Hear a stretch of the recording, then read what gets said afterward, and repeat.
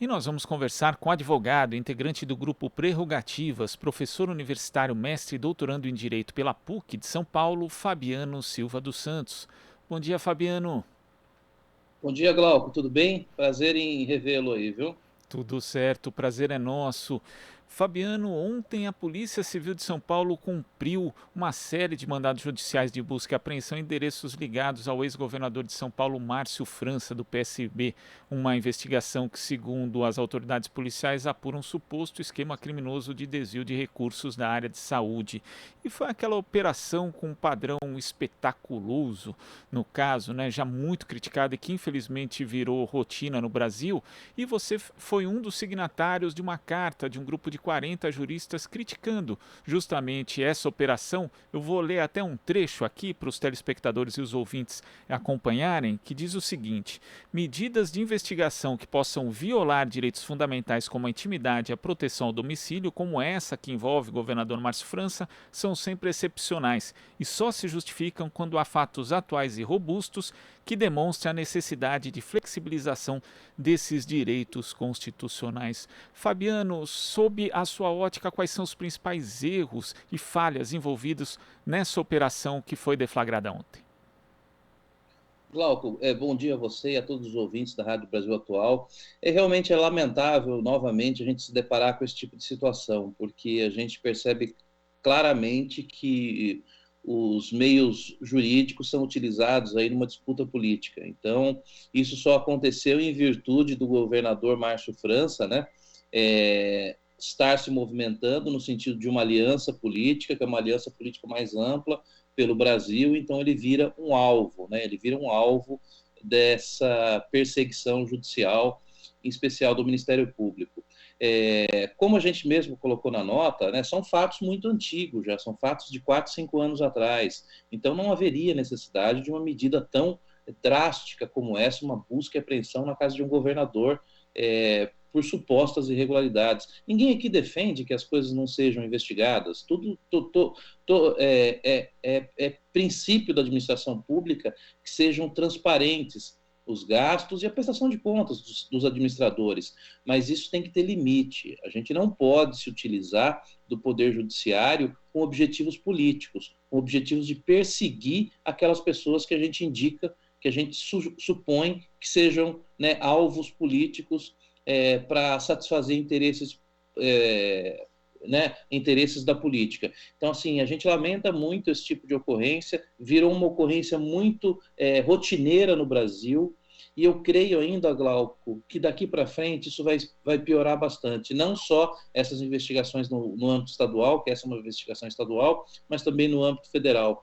Parece-me que as pessoas se valem muito hoje da perseguição judicial como mecanismo, né, de afirmação política. Então, isso é lamentável. Não conheço o processo, porque o processo está sob sigilo ainda, não conhecemos maiores detalhes, mas fica claro que assim, o comportamento e as medidas determinadas pela justiça são excessivas. Não haveria necessidade de se fazer isso com uma pessoa que ocupou o cargo tão relevante que foi o cargo de governador do estado de São Paulo. Aliás, Glauco, eu desconheço qualquer tipo de medida que tenha sido solicitada pelo Ministério Público estadual em outros casos semelhantes. Olha que o governador Márcio França, né, ficou, acho que por um período muito curto, inclusive, mas eu desconheço qualquer medida em relação a outros governantes, em relação a outros prefeitos também,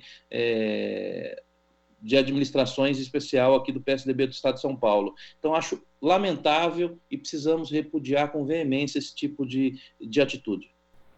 E esse repúdio é necessário também para que isso não se torne uma regra, porque recentemente tivemos também uma operação essa no âmbito da Polícia Federal contra o ex-governador do Ceará, Ciro Gomes, também o seu irmão Cid Gomes, atual senador da República, baseado em fatos pretéritos, também assim como foi feito com o ex-governador Márcio França. Então é importante esse repúdio da comunidade jurídica, mas também da sociedade de uma forma geral. Ontem o ex-governador recebeu solidariedade de diferentes espectros políticos, inclusive ex-governador Geraldo Alckmin, ex-presidente Lula, também de Ciro Gomes, de diversos espectros preocupados com essa possibilidade de a gente ter um processo eleitoral que, infelizmente, já se projeta conturbado, mas ser ainda mais conturbado por ações policiais, ações do nosso sistema de justiça que atravessam o Estado de Direito, Fabiano? É perfeito, Glauco, é isso mesmo. Você vê que no caso do ex-governador Ciro Gomes, foi algo muito semelhante, era algo da Copa do Mundo, o estádio lá de Fortaleza, né, da Copa do Mundo, nós estamos falando disso. Então, assim, como que uma operação dessa vai ser justificada depois de... O Brasil já vai ganhar até outra Copa agora, 8 anos depois. Então, são coisas assim, Glauco, que deixam claro. E eu acho que o mais importante é a população estar percebendo esse tipo de perseguição. Esse tipo de medida já não soa bem, né, como antigamente. É isso mesmo, não é isso, não é disso que se trata. Eu acho que é muito grave o que está acontecendo no Brasil, essa necessidade de colocar o Poder Judiciário para interferir no processo eleitoral, que isso tira a legitimidade do processo eleitoral. A população tem que ter liberdade para escolher aquelas pessoas que vão, né, exercer a função pública, de administrar o país. Então, eu acho que isso tudo traz um grande prejuízo para nós. Não importa, não precisamos aqui, não estamos olhando aqui para quem é aliado, para quem é adversário. A questão é o seguinte: o sistema judicial não pode ser utilizado como mecanismo de perseguição política. É isso, nós precisamos confiar no nosso sistema de justiça e ter a certeza de que o sistema de justiça é imparcial, isento, e que as pessoas não serão ali perseguidas, né, em virtude especial de suas posições políticas. Então, acho que isso precisa ser repudiado com muita veemência, não só pela comunidade jurídica, mas em especial pela população, porque esse tipo de fato deixa claro que, por mais que a gente ainda, né, sempre fale, que a gente lute muito, o lavajatismo ainda está impregnado em parcela significativa da nossa sociedade. Então, nós precisamos lutar diariamente. E não tenho dúvidas, viu, que com essas eleições aqui, o clima será muito ainda acirrado. Por quê? Porque nós temos um candidato que só fala sobre esse assunto, que é corrupção. Ele acha que todo mundo tem que estar preso, menos ele e seus comparsas. E os seus comparsas também entraram para a política.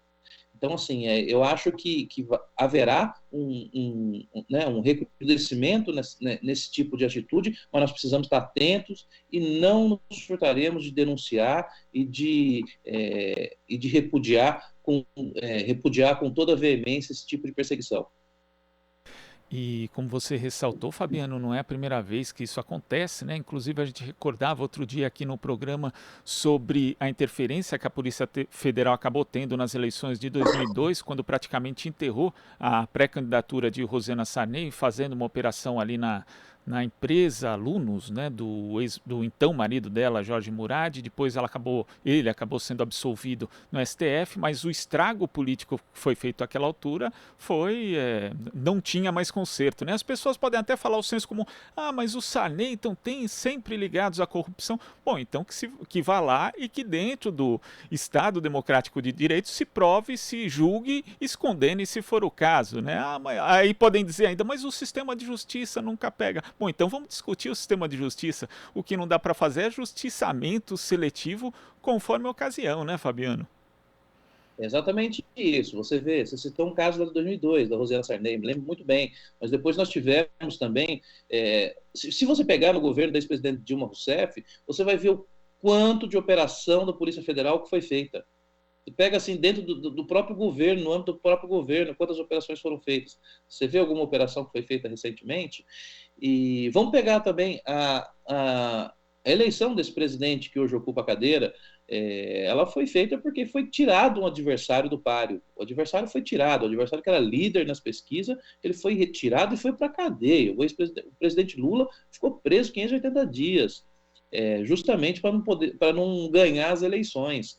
E aqui no estado de São Paulo a gente está vendo agora isso novamente, que é a tentativa aí de criminalizar o ex-governador Márcio França. Não o conheço, não sou apoiador, longe disso, não é de questão política que se trata, mas de questão de direito. Nós não podemos admitir que uma pessoa que disputa um cargo público e que está submetida aí ao escrutínio popular seja submetida a esse tipo de tratamento por parte do Judiciário e do Ministério Público Estadual. E ressalto para você, Glauco, desconheço qualquer medida do Ministério Público Estadual visando ali responsabilizar um governador do estado de São Paulo nos últimos 20 anos. Se você souber, depois você me fala se teve alguma busca e apreensão em algum governador do PSDB aqui no estado de São Paulo. E que não tem que ter também, eu acho que não tem que ter mesmo, mas causa estranheza que isso seja feita às vésperas das eleições e às vésperas, inclusive, de uma construção de uma aliança política que pode trazer uma nova esperança aí para o povo brasileiro. Então, assim, é lamentável esse tipo de ocorrência, mas em especial que nós sempre vimos discutindo e reforçando com muita veemência, que é a utilização do Poder Judiciário para a perseguição de inimigos políticos. Isso jamais pode acontecer no país. E Fabiano, você lembrou que parte do sistema de justiça, em especial aquele ligado à força-tarefa da Operação Lava Jato, tirou um candidato à presidência da República, o ex-presidente Lula, que em 2018 era o favorito segundo as pesquisas, mostravam ali aquela altura. Esse padrão da Lava Jato acabou consolidando uma cultura da arbitrariedade dentro desse sistema e pior, né, como não houve qualquer tipo de punição, né, a não ser ali a declaração de suspeição do ex-juiz Sérgio Moro pelo Supremo Tribunal Federal, isso acaba incentivando que outros atores desse mesmo sistema possam desempenhar um papel político novamente esse ano? Eu não tenho dúvida disso, Glauco. A Lava Jato ela foi o laboratório que essas pessoas utilizaram para expandir essa tática pelo país. Então, isso tem uma contaminação hoje no nosso sistema judicial. Então, assim, isso vale aqui, você vê que outro dia do Ciro Gomes, acho que foi um juiz de Brasília, agora um juiz de Santos. O lavajatismo, assim como o bolsonarismo, que são iguais, né, são idênticos, eles estão impregnados também no nosso sistema judicial.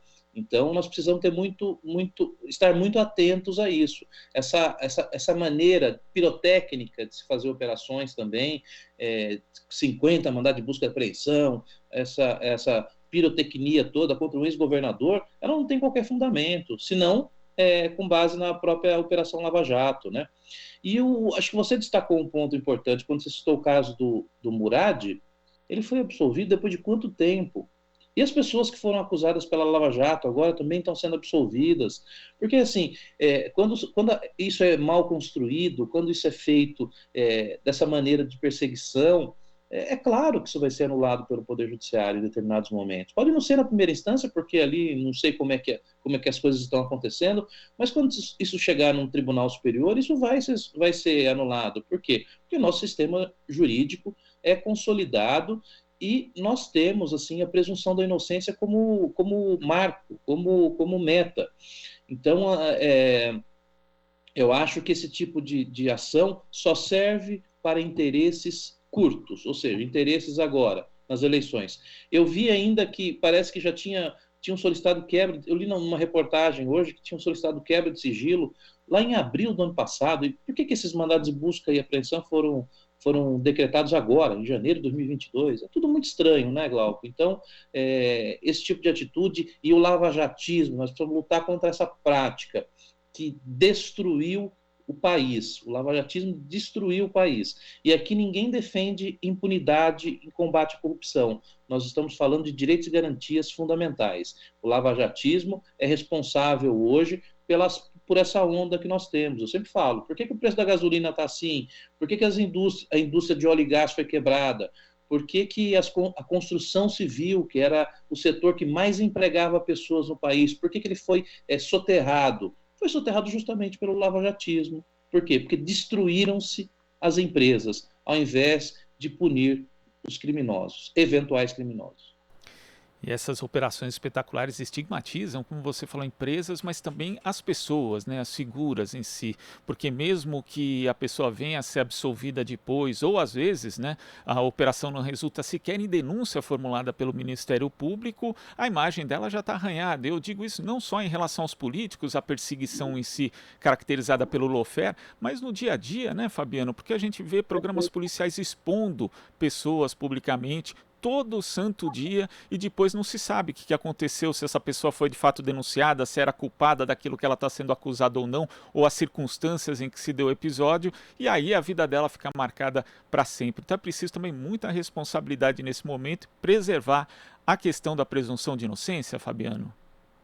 Perfeito. Ô, Glauco, você acordar às 6 horas da manhã, 7 horas da manhã, com 10 policiais na sua casa, armados, e com mandato para vasculhar a sua casa, você tem família, tem crianças em casa, isso não é pouca coisa, não. As pessoas são destruídas com esse tipo de operação.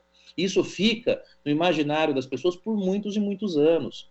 Deveria-se ter consciência desse tipo de medida quando ela é determinada, porque é natural que assim nós não podemos também, assim, o Poder Judiciário tem que ter mecanismos de investigação que sejam, né, claros e que persigam aí eventuais malfeitos que sejam feitos, tenham sido cometidos. Mas isso não pode ser feito dessa maneira. Há fatos muito pretéritos e que não há elementos suficientes, você não pode tomar uma medida tão drástica assim, em especial com pessoas que participam ativamente da vida política, pessoas que estão aí submetidas às investigações, que nunca se furtaram de prestar esclarecimentos. Então, esse tipo de medida me parece muito excessiva e prejudica em demasia a reputação das pessoas. Então, isso é lamentável.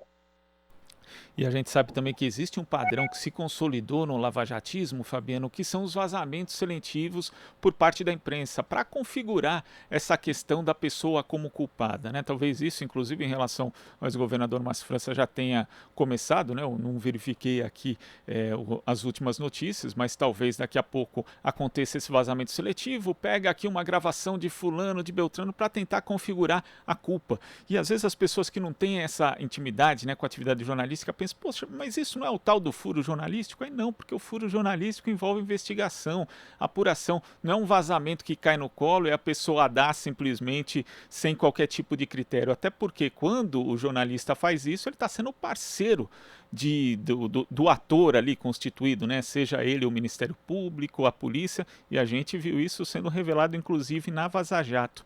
Nesse aspecto, Fabiano, é necessário discutir o papel e a responsabilidade na imprensa nesse processo todo?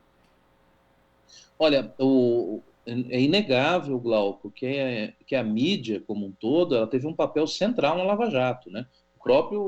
O próprio Russo, né, que era assim denominado Sérgio Moro, ele sempre trabalhou muito isso, né? Ele usava o exemplo da Itália, né? Porque ele falava que na Operação Mãos Limpas, foi isso que aconteceu. Teve uma aliança muito grande lá dos procuradores, lá juiz, procurador, com a imprensa para que aquilo fosse apurado. E no Brasil foi a mesma coisa. No Brasil foi a mesma coisa. As operações eram vazadas para determinados veículos, matérias sendo sempre plantadas, aquela necessidade de fortalecimento do papel heróico dos procuradores, aquele banner gigante do Deltan com seus amigos lá, como sendo os combatentes da corrupção, a luta do bem contra o mal. Então, isso, para a imprensa e para a mídia, teve um papel muito forte. Você pega até hoje editoriais aí de grandes jornais do país que continuam enaltecendo esse tipo de operação. Então, assim, a imprensa é um aliado ferrenho dessa perseguição judicial, o que é, naturalmente, lamentável. Mas, assim, eu não sei, limites, é difícil a gente colocar limites, né, na questão da imprensa. Eu acho que eu sou um defensor também da liberdade de imprensa, como vocês, mas, assim, essa aliança entre o lavajatismo e essa perseguição judicial com a imprensa, ela é nociva para o país. Ela é nociva para o país e é nociva para as pessoas. Por quê? Porque denuncia-se e depois, Glauco, isso daí do Márcio França agora vai ter aí um estardalhaço durante um tempo. quando ele for, né, ou sequer talvez seja denunciado, isso vai merecer uma notinha de rodapé, mas a reputação das pessoas fica manchada por muito tempo na vida. Então precisamos repudiar isso com muita veemência.